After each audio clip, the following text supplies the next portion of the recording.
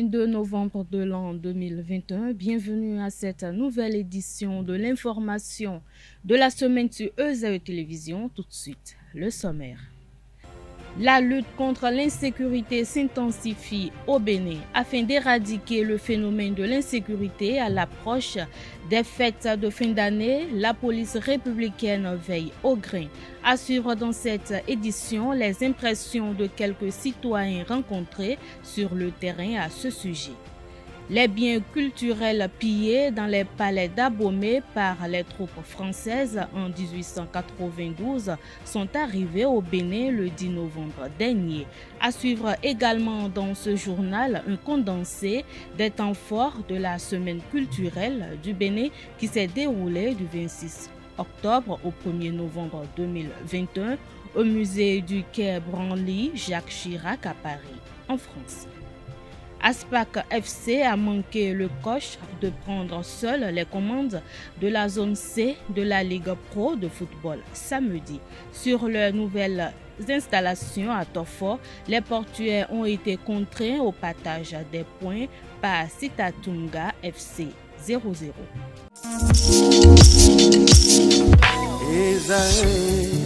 Étudiantes, étudiants, parents d'élèves, nouveaux bacheliers, vous recherchez une école adéquate de formation professionnelle et pratique pour vos études supérieures? Une seule référence, ESAE. ESAE vous offre des demi-bourses et réductions dans toutes ces filières.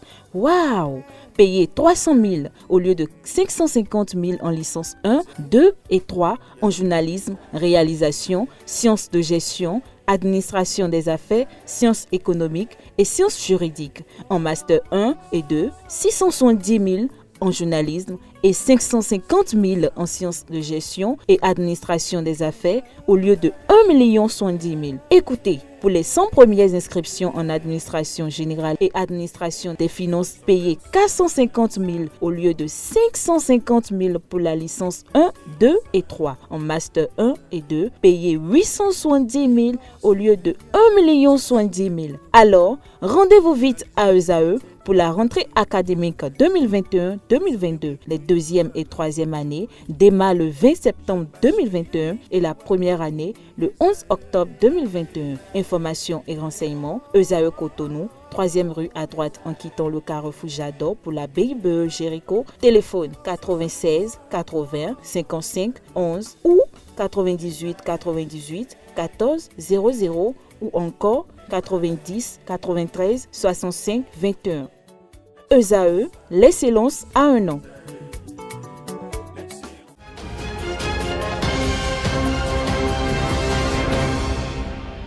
À nouveau, bonsoir. La lutte contre l'insécurité s'intensifie au Bénin afin d'éradiquer le phénomène de l'insécurité à l'approche des fêtes de fin d'année. La police républicaine veille au grain. Aussi, le gouvernement compte entreprendre des mesures fiables comme l'installation des vidéos de surveillance dans les zones publiques, dans les espaces publics pour bannir ce phénomène. Quelques citoyens rencontrés dans la ville de Cotonou livrent leurs impressions à ce sujet. On les écoute, ils sont au micro de Nassirine Fatoumbi, Atifa Olafa et de Chefté Mungé. Le commissaire central, je le remercie beaucoup, il est dans son droit, c'est son boulot. Donc s'il juge, parce que vers les fins d'année comme ça, il y a beaucoup de brebis galeuses, c'est-à-dire les bandits, les braqueurs, les coupeurs de route, même sur les grandes asses aussi. Donc ça fait partie de la sécurité nationale du territoire. Vous voyez, donc c'est une bonne chose de sa part. Je le remercie encore une fois de penser à ça pour la quiétude des paisibles populations du Bénin. Vous savez, quand les fêtes s'approchent, il y a toujours l'insécurité. Les gens veulent coûte que coûte fêter. Donc la police républicaine investie d'une mission doit protéger les populations et les biens et les personnes. Sur ce plan, je pense qu'elle ne fait que son travail. C'est une bonne chose parce que vous le savez très bien, à l'approche des fêtes, les gens ont besoin d'argent. Et quand ils ont besoin d'argent et qu'ils n'en ont pas, ils vont faire les banques, ils vont faire ce qu'ils peuvent faire pour avoir un peu d'argent. Voilà. Donc c'est bien que le gouvernement lutte contre cette insécurité-là. Selon moi, c'est une bonne initiative qui donne une bonne impression au gouvernement en place de pouvoir lutter contre l'insécurité. Bon, la procédure elle est bonne, mais est-ce que ça serait pour une longue durée ou bien c'est juste pour une courte durée pour pouvoir influencer les patriotes ou la population?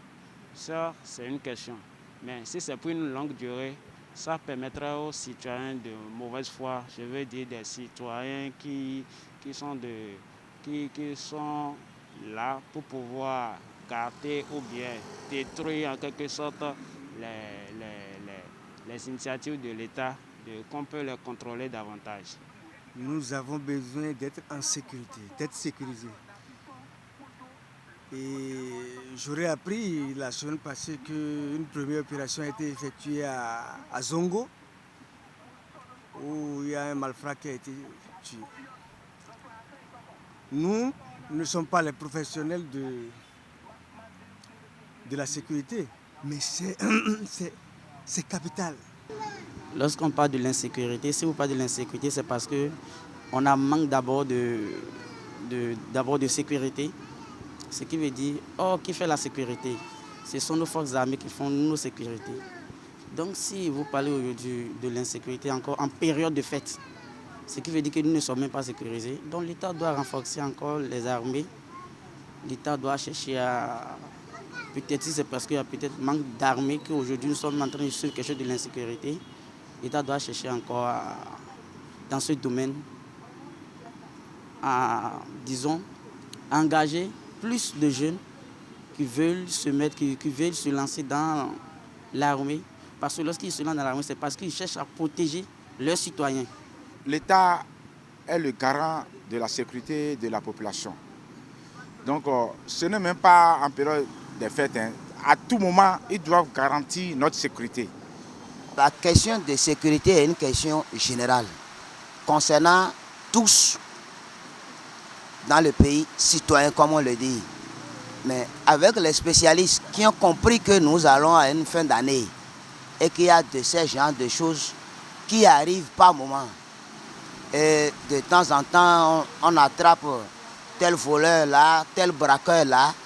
Je félicite la police nationale qui vient de lancer cette opération dont il a dénommé Gboglé. En tant que citoyen, je leur dis merci. Pour moi, c'est une très belle initiative. Je n'en avais aucune idée, je n'en savais rien. Je viens juste d'apprendre ça. Mais j'apprécie ça positivement, c'est bien. C'est un bon truc. Mais... On doit plus motiver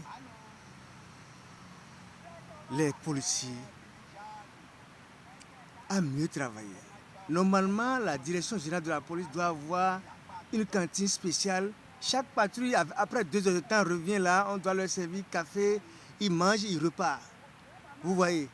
Et à chaque coin de la rue, un policier ne doit pas rester 24 heures dans un endroit. Non, ce n'est pas sécurisant. Il fait 2 heures, 3 heures, on le change, on l'envoie ailleurs. Et comme ça, avec cette routine-là, ça va bien marcher. Les biens culturels pillés dans les palais d'Abomey par les troupes françaises en 1892 sont arrivés au Bénin le 10 novembre dernier. Une cérémonie a été organisée à la présidence de la République pour célébrer ce retour réclamé, négocié et obtenu par le président Patrice Talon. Je vous propose un condensé des temps forts de la semaine culturelle du Bénin qui s'est déroulée du 26 octobre au 1er novembre 2021 au musée du quai Branly Jacques Chirac à Paris, en France, et de la signature de l'acte de transfert de propriété entre la République française et le gouvernement du Bénin. Suivons ensemble.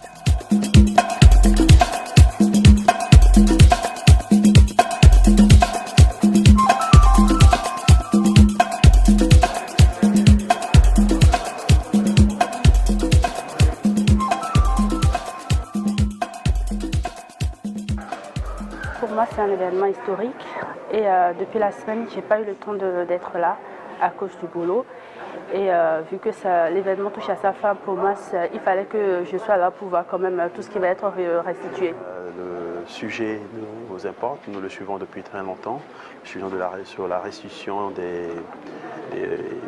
des trésors royaux du Bénin et sûrement demain pour les autres royaumes africains qui ont été dépossédés de notre culture identitaire et culturelle. J'adore le musée du Quai Branly, j'adore les arts premiers, donc j'ai trouvé que l'exposition était magnifique. C'est vraiment splendide, c'est très bien mis en valeur également, donc j'ai trouvé que c'était vraiment une belle expérience, très très belle expérience, je suis ravie. Je voudrais remercier le président de la République pour cette confiance à toute l'équipe que nous constituons pour pouvoir mener à bien ce projet d'envergure, ce projet historique. Je peux dire que la semaine culturelle béninoise en France est une première et c'est une semaine qui permet de faire le focus sur notre pays, donc toutes ces composantes culturelles. Vous voyez, nous parlons, c'est vrai, de patrimoine avec nos 26 œuvres et au-delà, mais nous parlons également de cinéma, nous parlons de musique, nous parlons de nos chercheurs dans différents domaines qui ont trait à la culture et au patrimoine. Et c'est un instant bénin que nous avons à Paris pendant une semaine où, vous avez certainement remarqué ça, le Bénin fait la une des journaux nationaux, bien évidemment, des médias nationaux, mais également internationaux.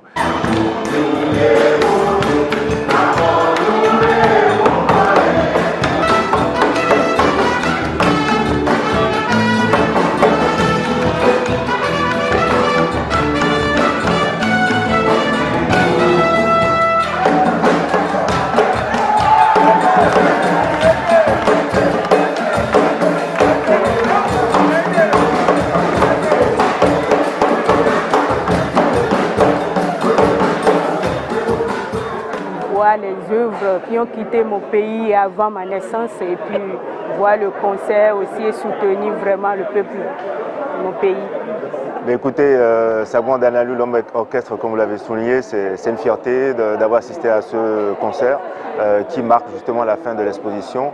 Et c'est vraiment un immense plaisir d'écouter autant d'instruments que joue cette fierté nationale. Je suis venu voir en fait la remise des trésors royaux du royaume de Dahomey, et puis ainsi que les deux concerts, celui de ce soir et celui d'hier soir, où j'ai pris énormément de plaisir à écouter de la musique béninoise que je connaissais assez peu alors que j'ai des amis béninois. Voilà. Compatriotes, je voudrais vous dire avant tout que la demande de restitution s'inscrit dans un dialogue avec la France dans le cadre d'une coopération muséale et patrimoniale.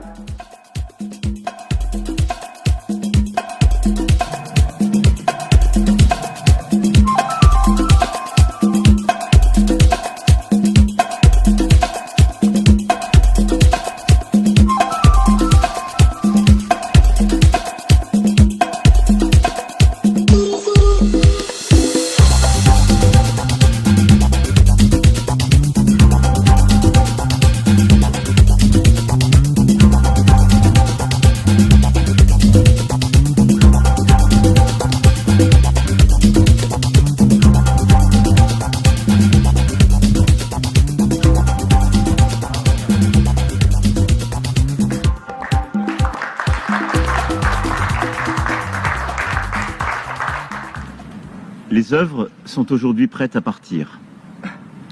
Après leur exposition lors de la semaine culturelle béninoise qui leur était dédiée au musée du Quai Branly Jacques Chirac, qui a eu un immense succès auprès du public, elles ont été emballées par des conservateurs béninois et français dans des caisses.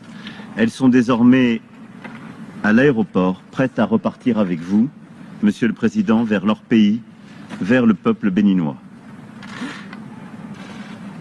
Et c'est une nouvelle page qui s'ouvre pour ces œuvres, mais aussi pour le partenariat entre le Bénin et la France.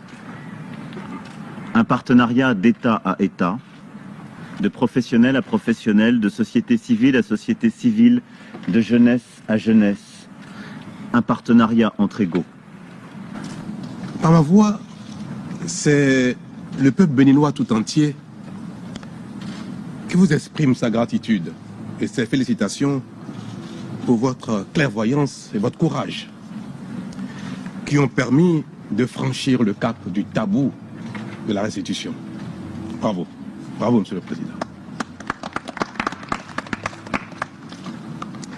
Mais, Monsieur le Président, cher Président, convenez avec moi que la restitution de 26 œuvres que nous consacrons aujourd'hui n'est qu'une étape dans le processus ambitieux d'équité et de restitution des patrimoines mémoriels estorqués jadis au royaume du territoire du Bénin par la France. Monsieur le Président, il est regrettable que ce acte de restitution, si pourtant appréciable, ne soit pas de portée à nous donner entièrement satisfaction.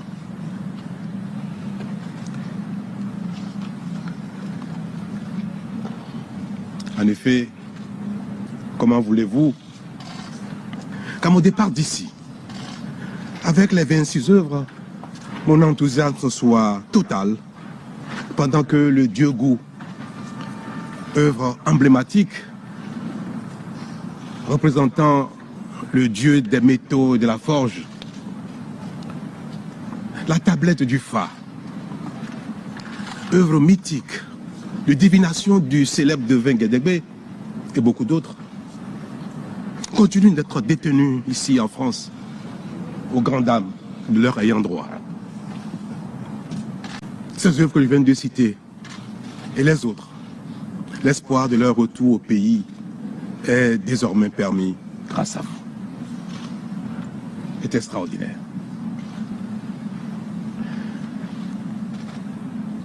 Pourquoi n'allons-nous pas nous congratuler, franchement,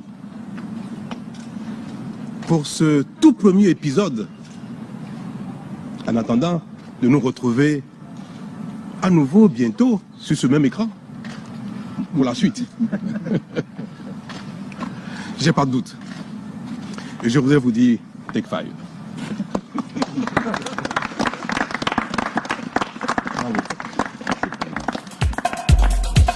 Suspension sans délai des opérations liées aux fonciers communaux au Bénin. Les préfets des départements ont été informés à travers un message radio du ministère de la décentralisation et de la gouvernance locale en date du 20 novembre 2021. Selon le message radio signé du secrétaire général du ministère de la décentralisation et de la gouvernance locale, il est demandé aux préfets des départements d'instruire les maires à suspendre sans délai toutes les opérations liées aux fonciers, en l'occurrence les parcelles ou domaines et tout lotissement jusqu'à nouvel ordre. Le dit message radio a pour objet assainissement opérations liées aux fonciers communaux. Stop. Les préfets doivent rendre compte au ministre Raphaël Akoteignon au plus tard lundi 22 novembre 2021 à 12 h. Dans le cadre d'une enquête sur un dossier relatif à une malversation financière de près de 2 milliards de francs CFA, la brigade économique et financière BEF a convoqué pour la nécessité de l'enquête des 31 agents commissionnaires en douane agréés. Depuis le 17 novembre dernier, des agents commissaires agréés en douane défilent devant les officiers de la brigade économique et financière BEF. Selon les informations, il s'agit d'un dossier de malversation financière ayant créé un manque de gagné de près de 2 milliards de francs CFA. L'association Jeunes Filles Mères Engagées organise à l'occasion des 16 jours d'activisme contre les violences faites aux filles et aux femmes, en particulier les filles mères démunies, handicapés ou non, une campagne de sensibilisation. La présidente de l'association Chefiatou Sani nous explique le projet. Elle est au micro de Anaël Dourou et de Carles Kitome. Notre association, elle est spécifiquement pour les filles mères, c'est-à-dire les filles âgées de 13 à 20 ans. Donc, elle vise à donner une seconde chance à ces filles mères de révéler leur potentiel à travers l'éducation sur la santé sexuelle et reproductive des adolescents et jeunes, sur le leadership féminin et le respect de leurs droits. Parce que quand on dit une fille mère, on pense qu'elle n'a plus le droit. D'autres témoignages en disent que elles n'ont plus de valeur, elles n'ont plus de chance d'avoir accès à des postes de responsabilité. Donc à ce stade-là, nous, on lutte pour ça, pour que leurs droits soient respectés et qu'elles ne subissent plus de violence. Du 25 novembre au 10 décembre, nous avons une campagne pour la lutte contre les violences faites aux filles, aux femmes et principalement les filles mères. C'est dans le cadre des 7 jours d'activisme pour la lutte contre les violences basées sur le genre. Nous allons commencer notre campagne le 25 sur les réseaux sociaux, sur notre page Facebook, mais principalement en présentiel le 4 décembre à Porte-Novo, le 7 décembre à Boïcon et à Djougou. La cible principale, ce sont les filles mères. Et on ne peut pas avoir filles mères sans avoir garçons, parce que ce sont les jeunes garçons et les jeunes femmes qui se mettent ensemble pour pour donner une fille mère. Donc la campagne va se dérouler en présentiel, comme je l'avais dit, à Porte-Novo, avec la présence des formateurs qui vont les former sur le thème non à la violence faite aux filles et aux femmes, comment s'y prendre. Pour la participation, nous avons lancé un appel à sponsors et partenaires qui pourront accompagner ce projet. Ça peut être par le mécénat et vous apporter, parce qu'il y a d'autres qui ne veulent pas faire révéler leur identité, donc ils peuvent apporter en numéraire comme en apport financier et autres. Ça peut être des dons à l'endroit des filles mères démunies, parce que nous travaillons plus essentiellement sur les filles mères des zones rurales. 80% ce sont les filles mères des zones rurales. Voilà. Donc nous attendons de la part de tous ceux qui peuvent en dons numéraires pour accompagner ce projet, parce que c'est l'un des sous-projets du projet, ça suffit. Donc ça commence par la campagne, la sensibilisation sur la violence faite aux filles et aux femmes. Ensuite, ça va continuer sur la fête sans grossesse. C'est-à-dire, voilà, nous sommes en fin d'année, donc c'est la période où les filles tombent enceintes et autres. Donc pour éviter les cas de grossesse précoce, donc nous allons faire une sensibilisation aussi sur les fêtes sans grossesse et ainsi de suite. À présent, la page sport pour mettre un terme à cette édition. Aspac FC a manqué le coach de prendre seul les commandes de la zone C de la Ligue Pro de football samedi. Sur leurs nouvelles installations à Tofo, les Portugais ont été contraints au partage des points par Sitatunga FC 0-0 alors qu'ils avaient besoin d'une victoire pour passer devant Coton FC. Malik Touré, entraîneur d'Aspac, et son capitaine Julien Agognon expriment leur regret.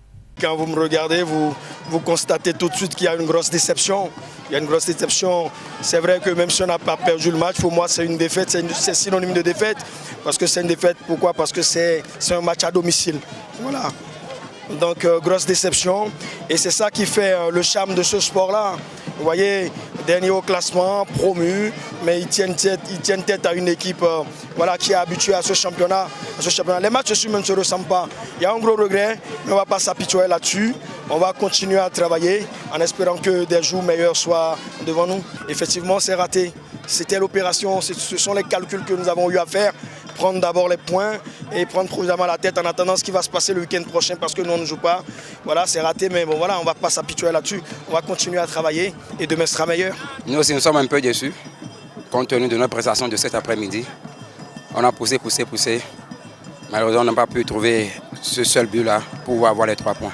Et en deuxième partie, nous avons essayé de donner un rythme au jeu, d'imposer notre façon de jouer. C'est ça qui a fait que la deuxième partie a été très différente de la première partie. Du côté de Sitatunga, le néophyte a engrangé son premier point dans l'élite béninoise grâce à ce nul. Moukaïla Yessoufou est satisfait de la prestation de ses poulains. Il débriefe le match. Pour le public, c'était d'avance. Mais on a su quand même gérer le match. À un moment donné, quand on a vu que les gars étaient totalement sur nous, on a dû reculer quand même pour pouvoir quand même au moins prendre un point. Parce que 0 point de but, c'était pas bien. Il fallait au moins engranger au moins si c'est un point. Et c'est ce qu'on a fait. Et je pense que le match a été très dur, mais mes poulets se sont bien défendus. Et je pense que il mérite quand même d'avoir un point sur l'ensemble du match. On était dos au mur.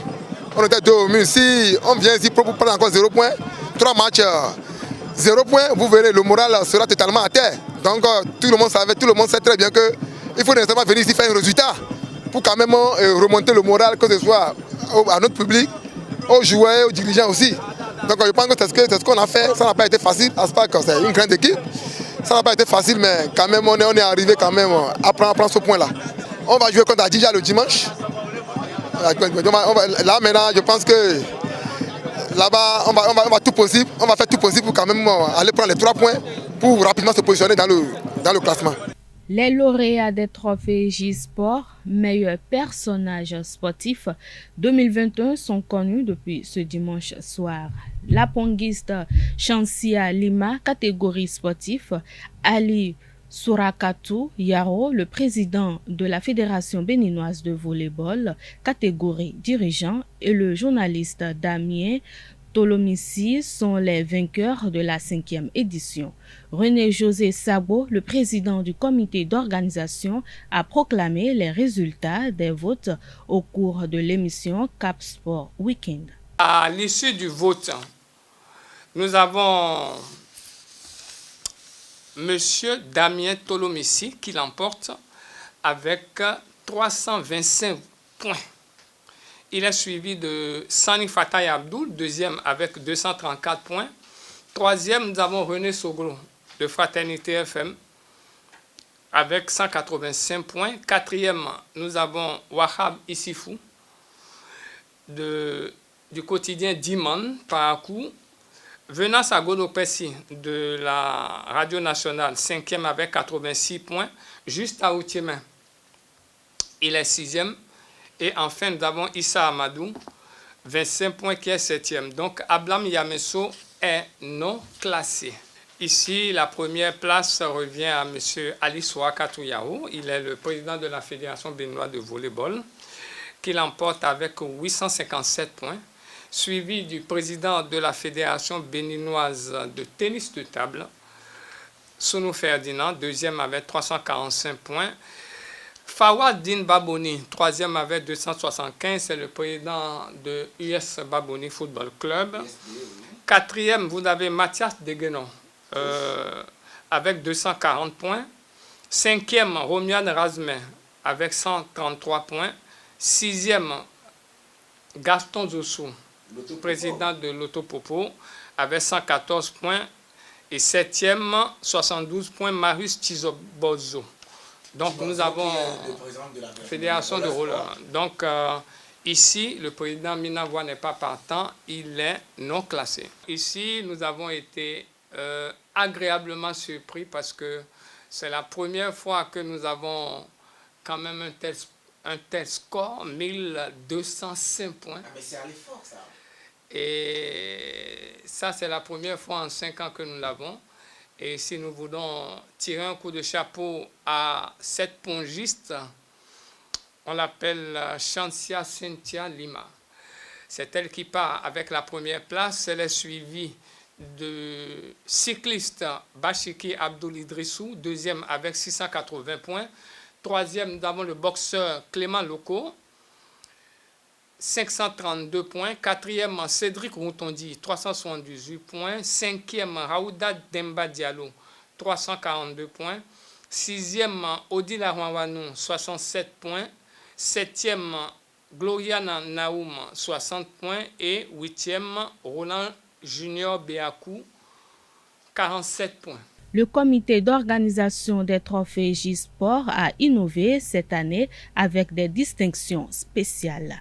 Marcelin Bokové et Félix Sohoundé Pépéripe en sont les premiers récipiendaires. Retrouvons René-José Sabo pour plus de précisions.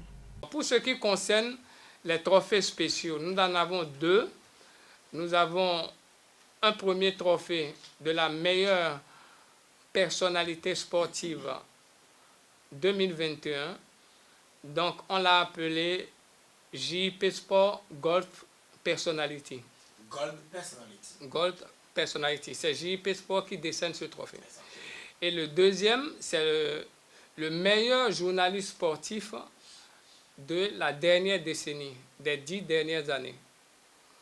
Et on l'a appelé Gold Sport Journalist. Donc, Gold Sport Journalist. Décerné par JP Sport. Alors, pour la première distinction, meilleure personnalité de l'année, la distinction part à M. Bokove Marcelin. Bokove Marcelin, il est le président de Asvo Football Club et membre du comité exécutif de la Fédération béninoise de football. Alors, très rapidement, nous l'avons dit clairement, l'auteur de ce trophée est celui qui a contribué à la réalisation des objectifs de JP Sport. Alors, depuis plus de 2 à 3 ans, aujourd'hui, il faut que beaucoup comprennent, ce n'est pas seulement le côté financier, non, on n'est pas là. Mais pour quelqu'un qui vous suit, qui vous soutient moralement, tout ça, rares sont ceux-là, même dans les périodes de difficulté. JP Sport a eu à ses côtés M. Marcelin Bokove. Et le second, maintenant? Et la deuxième catégorie, au niveau des journalistes, qui est décernée à l'homme de médias qui a marqué l'actualité de la dernière décennie, le trophée part à M. Félix Sondé PPIP. FSP, hein? Je crois quand même que donc, ça pourrait être bien mérité, ça. Pour ce qui concerne le parcours de celui-là, depuis 2003, voilà, depuis 2003, nous suivons ce truc. Vous savez, JP Sport est né, ça fait 18 ans. KPFM était là. On était à Papa avec M. Jérôme Carlos, Wilfried Ahouassou, Mano, etc. Il avait aussi Guy Papo.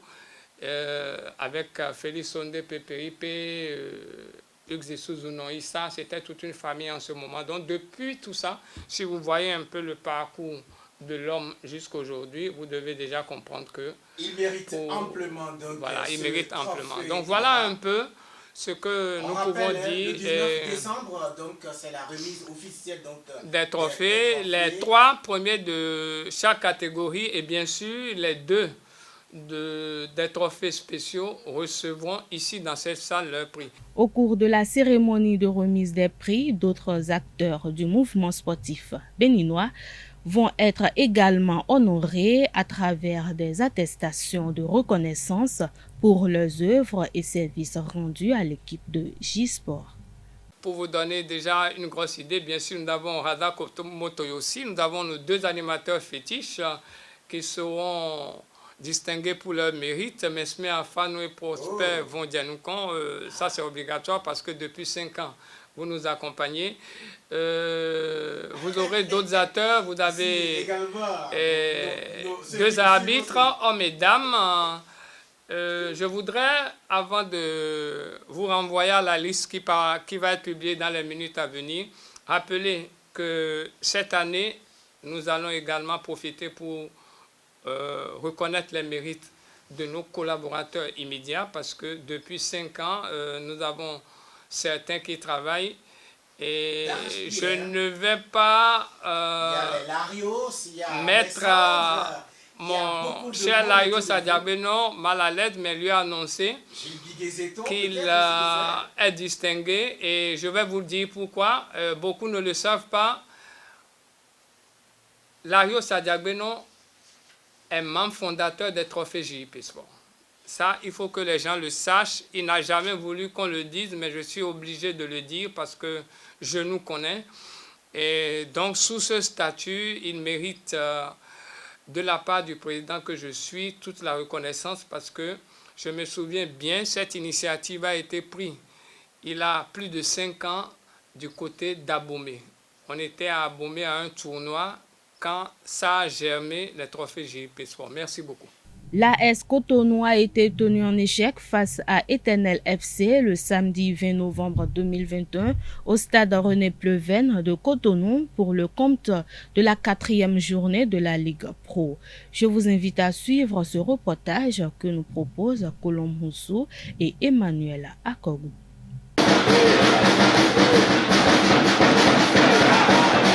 Annoncé comme moment de relance et confirmation, cette 4e journée est plutôt frustrante pour l'AS Cotonou. Les jaunes et noirs ont été neutralisés par Éternel Omnisport malgré les multiples occasions de but, ce qui laisse un goût amer à Tiamiou Youssouf, coach de l'AS Cotonou.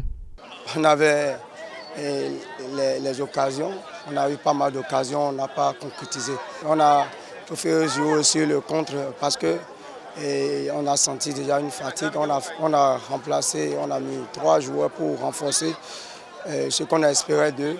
C'est pas ça, mais on a préféré jouer le contre-attaque. C'est pour ça que l'équipe adverse était beaucoup plus pesée sur notre camp. Golou Kofi, entraîneur principal de Éternel Omnisport, est déçu par l'attitude de son équipe. On aurait plus mérité que ça. On a eu pas mal d'occasions en première partie. Et nous sommes rentrés au citron. Il y a eu à intervenir par rapport à cette situation, de garder toujours la patience, d'être serein dans la surface de réparation, mais ça ne vient pas, Le plus difficile, c'est de créer les occasions. Ils en ont créé, mais comment propulser le ballon au fond des filets, c'est ça. L'éternel problème de l'Éternel FC. À chaque fois que nous arrivons au match, nous retournons avec des remarques et nous travaillons là-dessus. Nous avons encore une semaine devant nous avant l'autre match. Donc j'espère bien que ça va se corriger dans l'avenir. En attendant la 5e journée, l'AS Cotonou reste 4e avec 5 points et Éternel Omnisport 5e à une longueur. Même scénario pour le match UPI-ONM Requin de l'Atlantique qui s'est soldé sur le score nul et vierge le dimanche 21 novembre 2021, toujours pour le compte de la 4e journée. Reportage Colombe Rousseau et Samuel Aguia.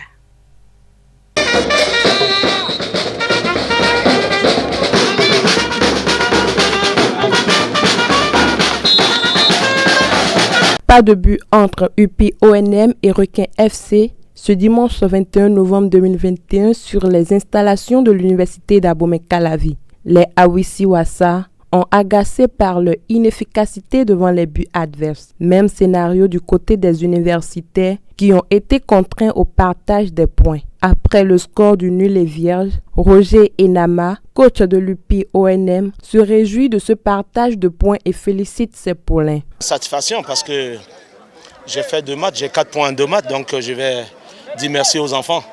Parce que c'est les enfants qui ont été réunis, ça ne fait pas longtemps. Donc à partir de là, je ne peux que les féliciter. Quand on n'a pas eu le temps de se préparer, et on joue avec des équipes qui ont eu le temps de se préparer et prendre 3 points et 1 point, je pense qu'il faut féliciter les enfants. En face, les rouges et blancs qui ont pourtant débloqué leur compteur de buts lors de la 3e journée doivent travailler davantage pour corriger les imperfections et scorer contre AS Cotonou, son prochain adversaire. L'association sportive de la vallée de l'Ouémé Asvo a reçu le samedi dernier au stade Omnisport de Adjohun Ayema FC pour la 4e journée de la Ligue Pro. Ce duel au sein du groupe D s'est soldé sur une égalité neutre entre les deux parties. 0 but partout. Suivez le résumé de la rencontre avec Anaël Dou.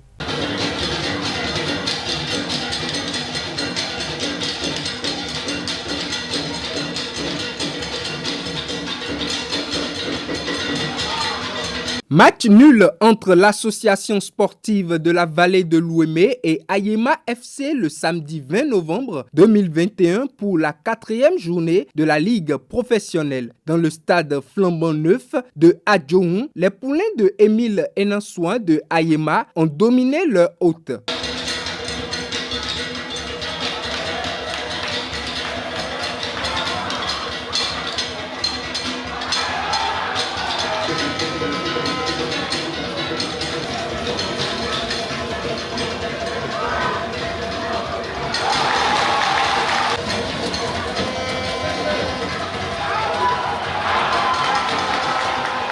Asbo, malgré la solide défense et les dribbles réussis, n'est pas parvenu à faire la différence jusqu'au coup de sifflet final.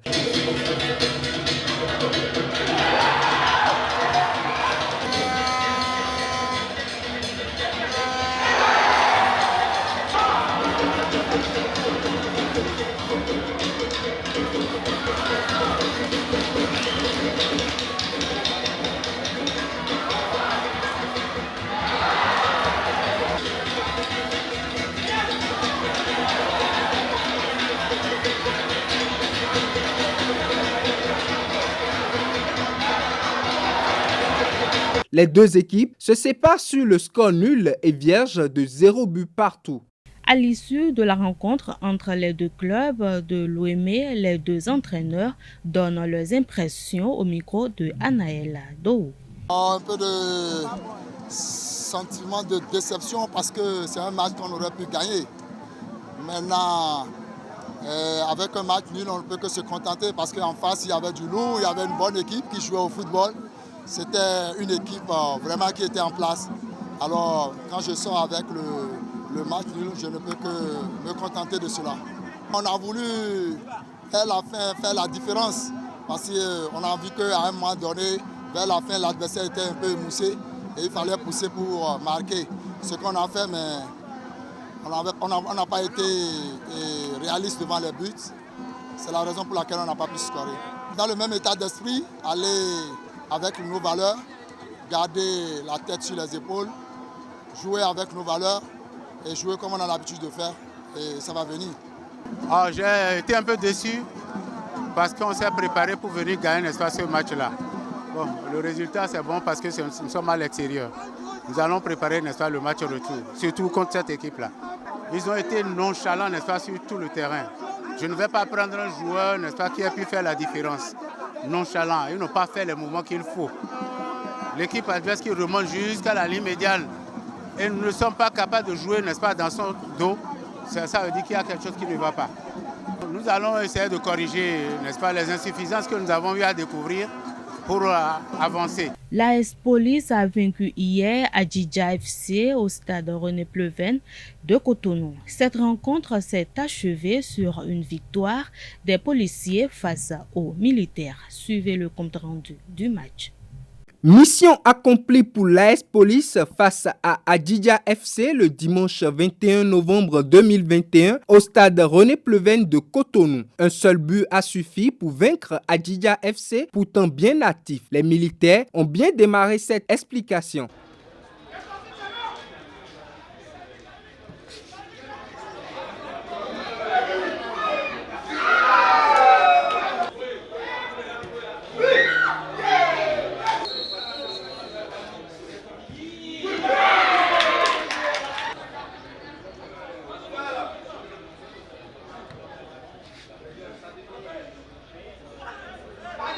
L'AS Police retoque mais sans faire mouche. Les policiers font peau neuve en deuxième mi-temps. Les poulains de Omer Dossougbete pressent l'adversaire et finissent par trouver la solution grâce au pied de Désiré Degoué.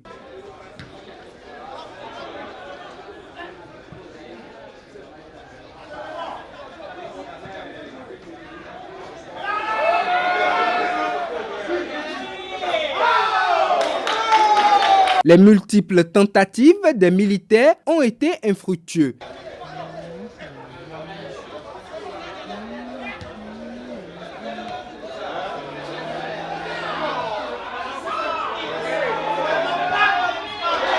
Le match va s'achever en faveur de l'AS Police sur le score de 1-0.